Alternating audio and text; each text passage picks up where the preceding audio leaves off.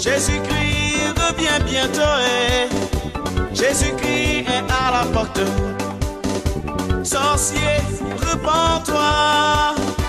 Adultère, change de vie. Hypocrite, repens.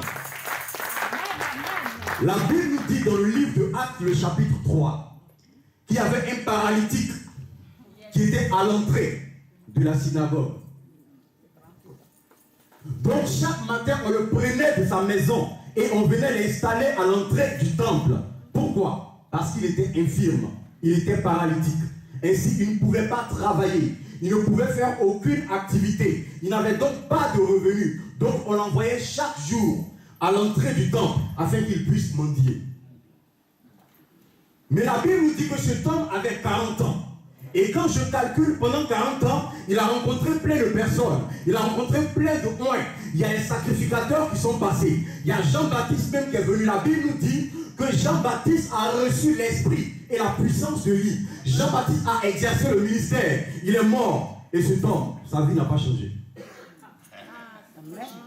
Après Jean-Baptiste, il y a un autre qui est venu, dont le prophète a parlé tout à l'heure. Jésus est venu, celui-là en qui était la plénitude de la divinité, celui-là qui avait l'Esprit de Dieu sans mesure, celui-là qui était la parole de Dieu faite chair. Il est venu, il a ouvert les yeux des aveugles, il a donné la capacité d'entendre à des sourds, il a donné la capacité de parler à des muets. Il est mort, il est parti s'asseoir à la droite du Père. Mais cet homme, sa vie n'a pas changé.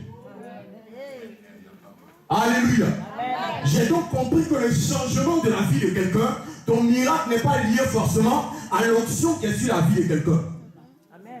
Parce que comment comprendre que Jésus arrive et cet homme est encore le même?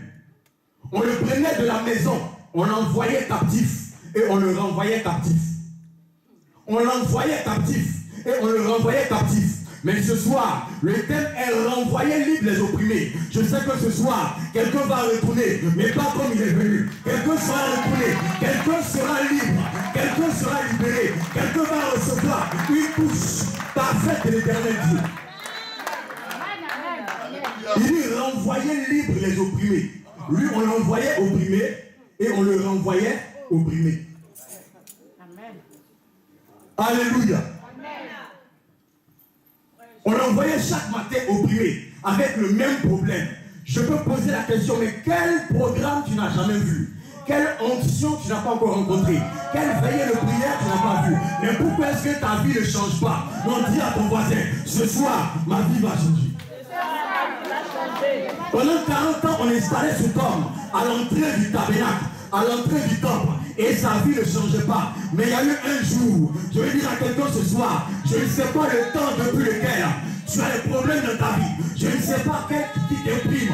Je ne sais pas quel plan de l'ennemi. Je ne sais pas quel mur est placé devant toi. Mais Dieu a réservé un jour.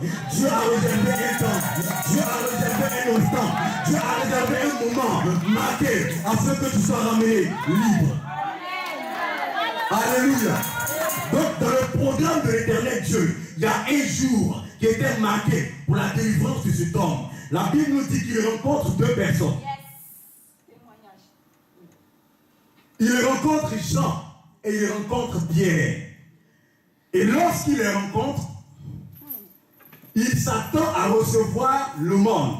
La Bible nous dit qu'il leur demande le monde parce qu'il était habitué à le monde. Il était habitué aux pièces. Il était habitué aux monnaies qu'on lui donnait parce que c'est de cela qu'il vivait.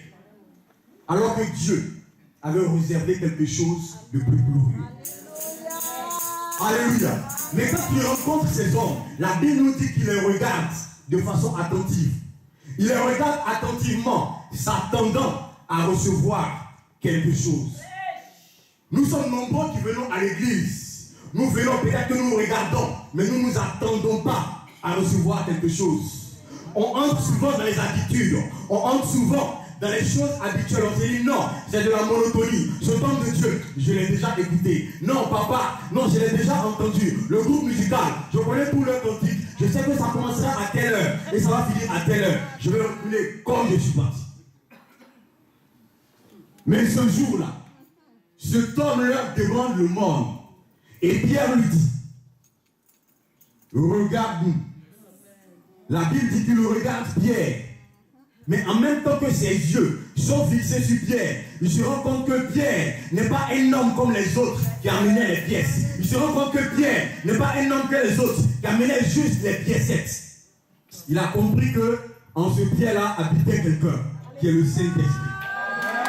Il a compris que Pierre était un homme extraordinaire. Comment est-ce que Dieu, la Bible nous dit que Dieu est grand, il est puissant, il est assis dans les lieux célestes. Le monde entier ne peut pas renfermer Dieu. Mais la Bible nous dit que Pierre, ayant accepté Dieu, en lui, Dieu est venu s'asseoir. Comment le monde ne peut pas contenir Dieu et un être humain a en lui Dieu. Amen. Alléluia. Amen. Le Dieu que le monde ne peut pas contenir est en un être humain. Le paralytique le regarde. Il comprend qu'il y a un mystère. Il comprend qu'il y a quelque chose qui est caché. La Bible dit qu'il le regarde et il s'attend à recevoir quelque chose.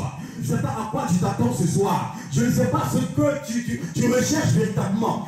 Mais ce que je sais est que ce soir, Dieu a réservé des personnes. Dieu a réservé une onction. Dieu a réservé une grâce. Dieu a réservé une touche spéciale. Et ce soir, quelqu'un va retourner libre. Alléluia. Je dis souvent que Dieu a fait sa part.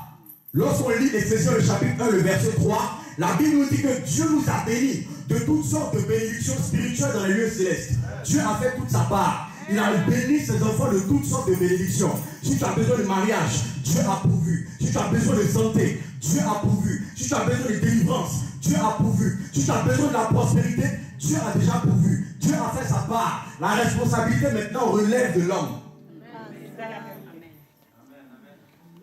Alléluia. Donc cet homme regarde Pierre et dans son cœur il s'attend à quelque chose. Ce soir je veux véritablement motiver ta foi, ranimer ta foi afin que tu t'attendes à quelque chose. Parce que je sais que le ministère qui va être manifesté ce soir va relâcher les choses sur ta vie, va relâcher quelque chose dans ton âme, va relâcher quelque chose dans ton cœur. Toi, ma fête change de billet.